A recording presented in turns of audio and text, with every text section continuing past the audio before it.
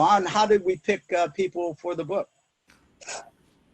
Well, we went to BA of ND and just asked them to poll their members, laid out the concept, and asked them to poll members as to who they thought belonged in this book and in such a book, and collected names over a period of several weeks, and then picked as many as we could. We had to sift and choose by decades, by sex, by a lot of parameters. And there were some people who we felt you got to have in the book, and others I hadn't known. I hadn't known Percy then. I had seen his picture in the Morris Inn because he was on the board of trustees, and every year I'd come and see that picture and wonder who he was, and I knew he had been president of Prairie View, where my dad went his first year of college, and stuff like that. So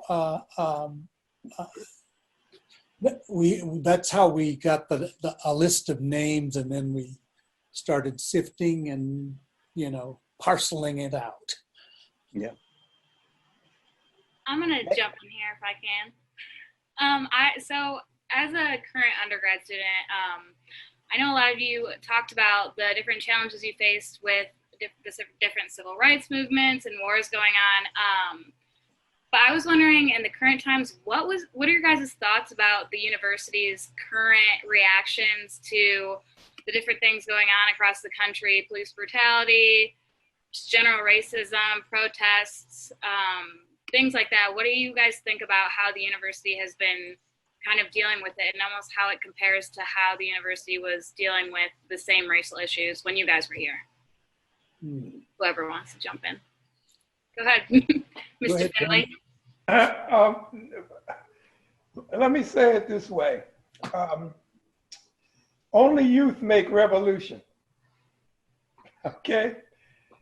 As I look at the fact that all of these student groups are protesting in various ways and forms, everything from ethnic injustice to gender injustice, the LGBTQ injustice. You guys are all riding the current wave. And I think it's your job to ride it. Please ride it. That window's only going to be open for a short period of time. In our generations, we didn't have anything to ride.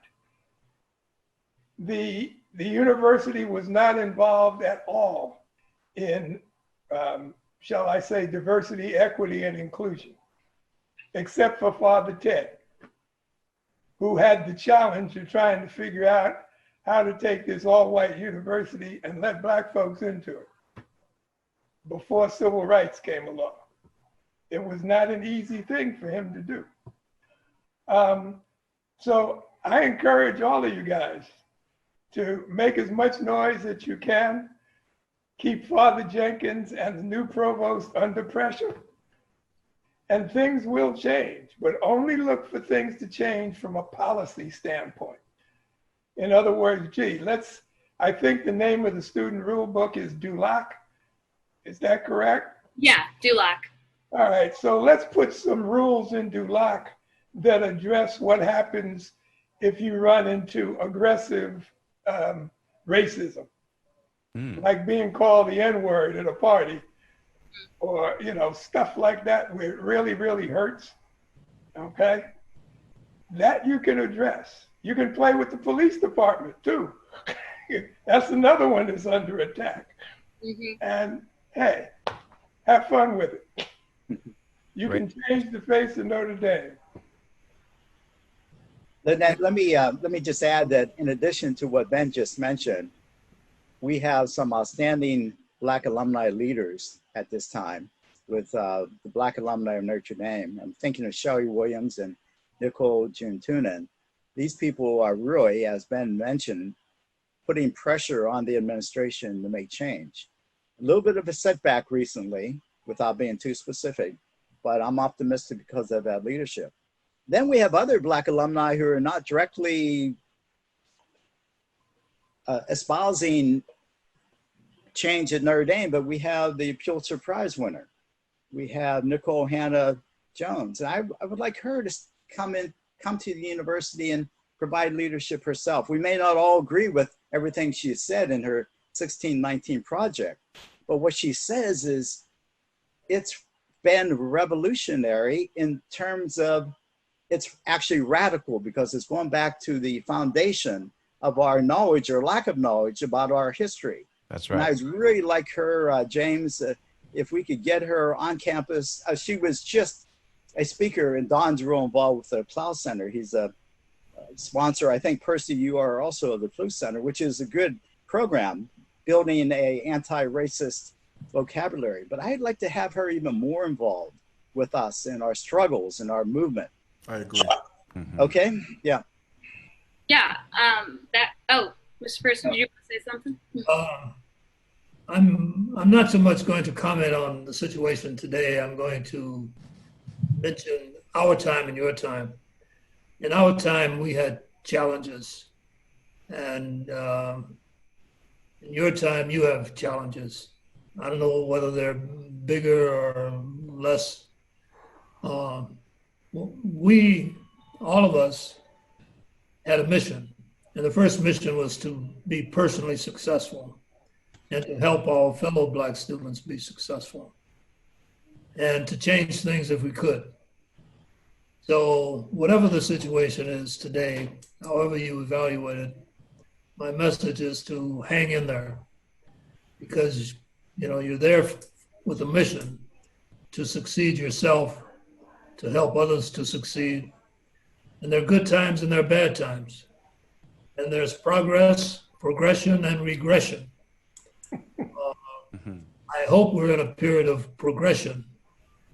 We may be in a period of regression, because I don't know what's going to happen in this election.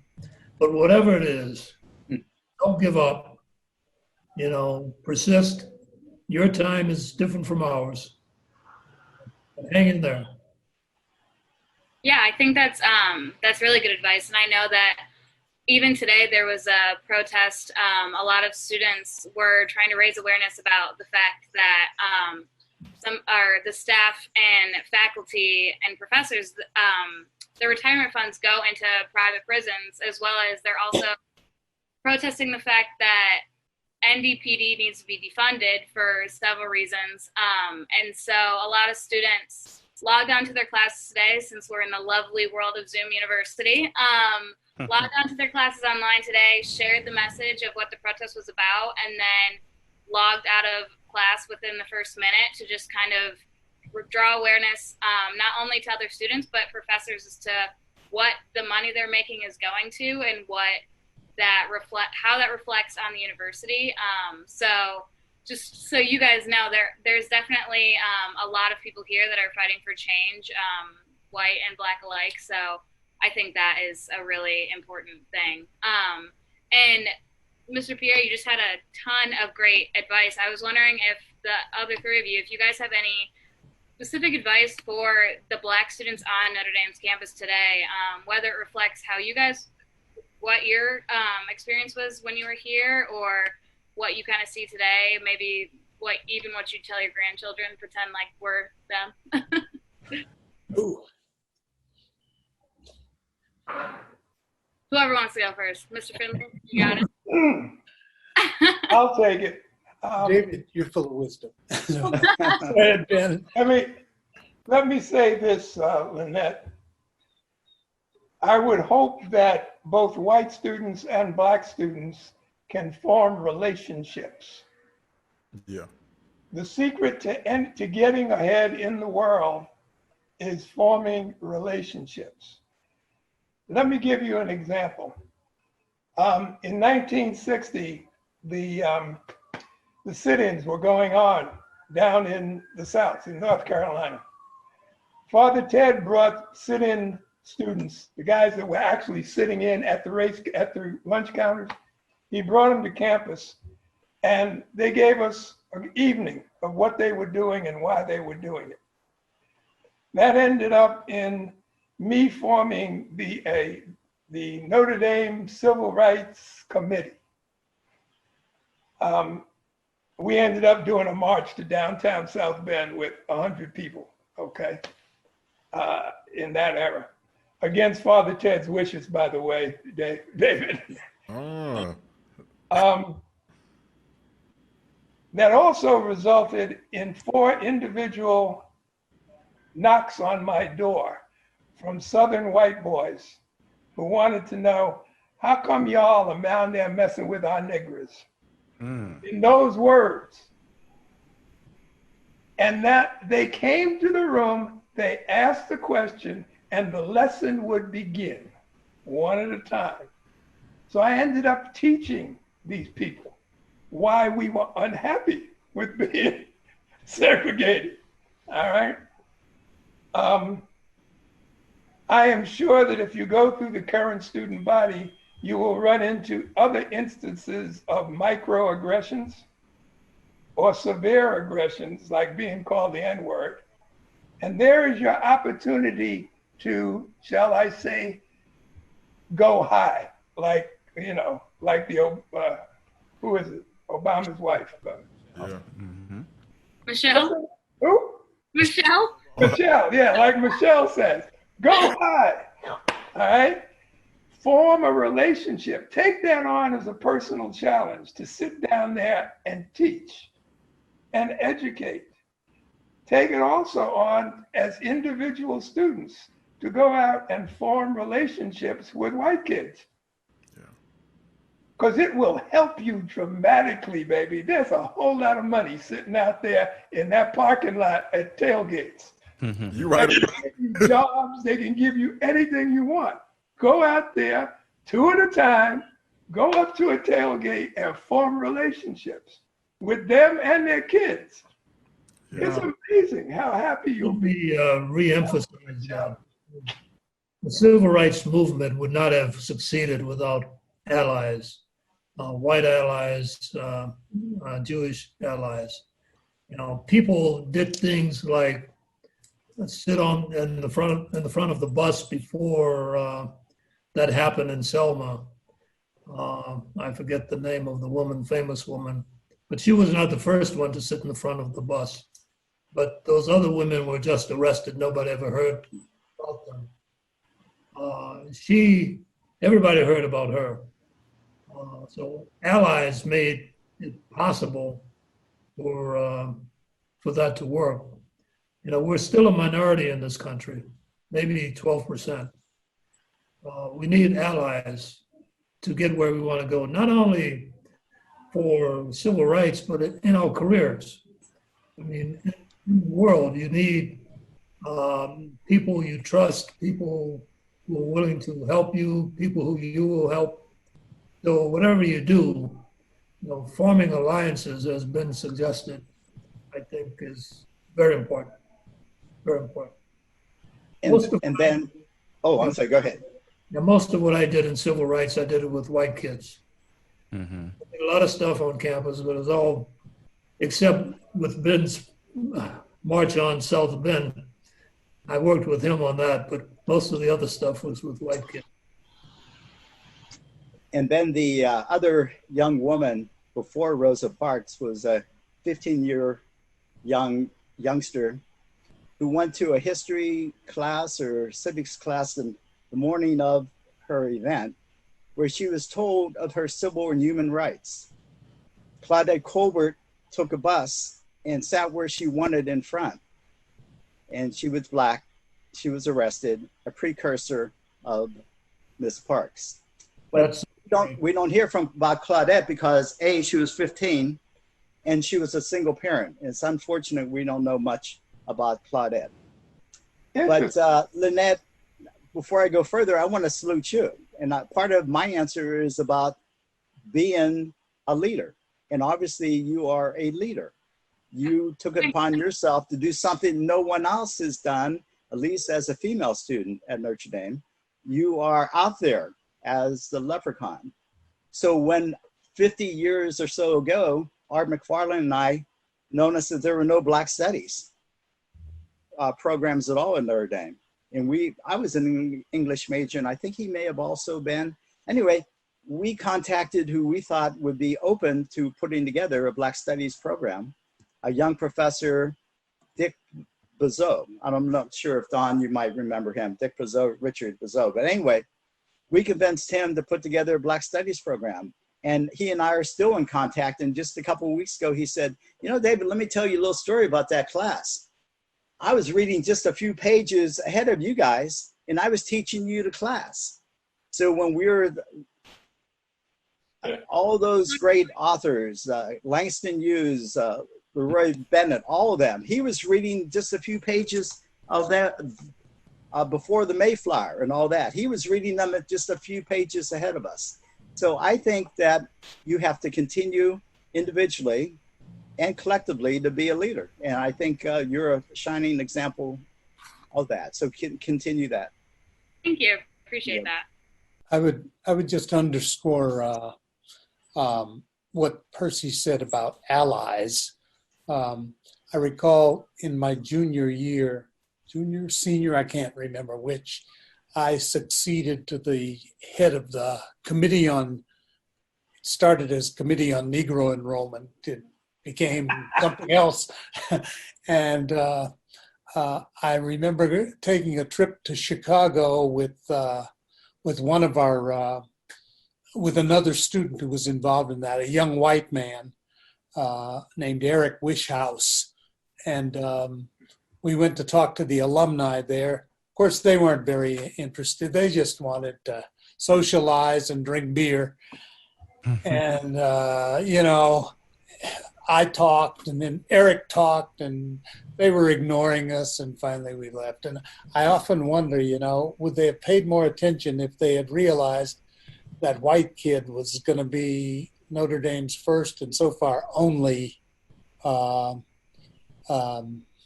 Nobel Prize winner 20 years after that. Wow. You know, so allies are important. Absolutely. Very true. If you want to get done, allies are important. Yeah. So I'm going to ask you all one last question before we wrap up everything. So I'm going to start with Mr. Finley. My question for you all is, how has Notre Dame helped your career? Wow.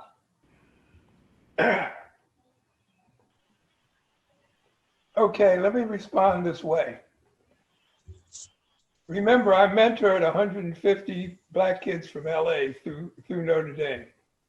Ben's kids. That's right. As part of their lessons, they would come over to my house, and I would bring in upperclassmen to coach them as to what their expectations should be as they arrived on campus, and what they could look forward to. One of the things I told them was that Notre Dame is a great big crucible. It will melt you down. It will pour you into a block ND, and 4 years later, you will emerge as a Notre Dame alumni. I say that because there is pain associated with going to this place. That pain pays off when you can take that diploma and put it on the wall of your office. Hello. And you get instant respect. Nice. So Notre Dame, for example, brought me a $20 million contract because I was sitting across the table from a, what would you call it, a partner company, where the guy I was talking to was a Notre Dame grad. Okay? That relationship, just these two rings, resulted in a $20 million contract that I ended up selling to Percy Pierre. Okay. All right. Not me, my people. Excuse me. My people. Yeah, it's interesting. The degree means a lot. It has benefited me a lot. It has taught me a whole lot of things. The relationships that I've formed from that degree, how has it helped me? Gee, here's a beautiful example. Percy would like this. Percy was Dean of Engineering at Howard University. He came to LA and offered me the assistant deanship. No, I don't want to do that.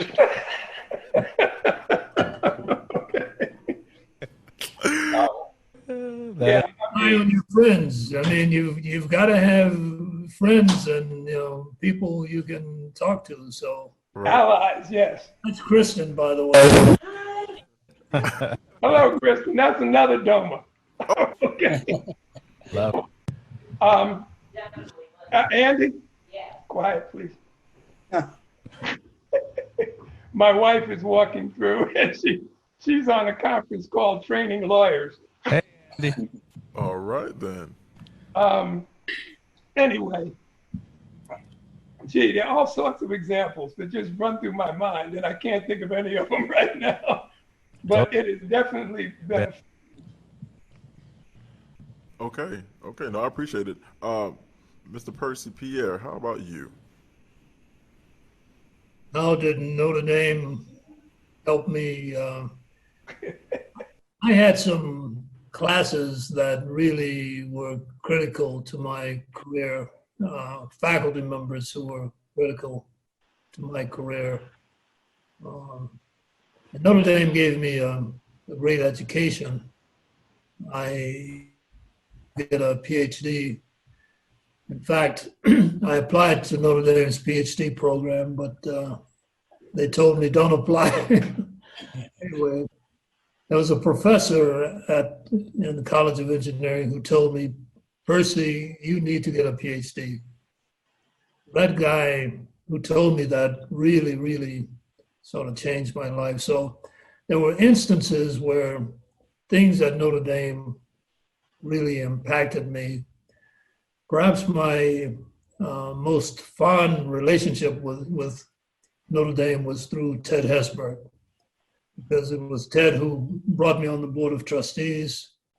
It was Ted who, when I asked him to do things, he would usually do them. So, that relationship with Ted was special. Wow, that's beautiful. No, I appreciate it. Mr. Wycliff, what about you? I made my career in journalism, and I never even thought about journalism until I was graduated from Notre Dame and in graduate school in Chicago, and became enamored of journalism after watching the Chicago newspapers cover the shooting of Fred Hampton and Mark Clark, two members of the Black Panthers, in December of '69. I had no credentials except, my college training, but I wanted to be a journalist. And so I went home to Texas and walked into the offices of the Houston Post and said, I want to do this. And of course, at that time, they needed Black reporters because the cities were blowing up and there were riots and things of that sort. They needed to integrate their newsrooms. And I am convinced that they gave me a chance because they saw University of Notre Dame on my application and were able to look at my college credential. And it didn't hurt that Notre Dame was beating Texas in bowl games at that time. So I'm convinced that I got into the newspaper business as I did because of Notre Dame. That's great, Wow. Don. Yeah, that's beautiful. What about you, Mr. Krashna? Oh, well, two thoughts, Emorja. First thought is that I'm a cradle Catholic, and I was raised in the Catholic orphanage in Pittsburgh, Pennsylvania. Then I went to the University of Notre Dame. I rebelled somewhat against the Catholic religion, but then years later, I realized how important my Catholicism was really to me. And I've tried to develop it ever since. That's the first thought. The second thought is I think I gained some leadership skills at the University of Notre Dame. Without eating something at the North Dining Hall, somehow I got this leadership. Okay. I didn't take any classes on leadership, but I was put in positions where I had to be a leader or not. And I had some challenges as well. The Afro-American Society leadership didn't like some of the things I was doing. And they challenged me about it. And I insisted to do it my way. And ever since the experiences at Notre Dame and everything I do in life as a judge or whatever I do in the community, I try to be the leader in it. Oh, there's a meeting. Oh, can I run the meeting? I try always to take the leadership role. And that's one of the things I think I got by my experiences at Notre Dame. Wow, that's beautiful. That's beautiful. I have to pause and thank you all once again for even accepting the invitation from somebody who you had no idea about. But I'm glad that you saw my, and you also understood the interest that I had to make sure that our students and even our staff and faculty, they know who you are. But like I said, thank you all once again. Hopefully we can always get a chance to meet on our beautiful campus of Notre Dame. So thank you all for tuning in to our show as well. Please make sure to follow us on Facebook, Black@ND, on Twitter, Black_@ND, and also on Instagram, Black_@ND. Thank you all so much. And remember to wake up, listen up, and speak up.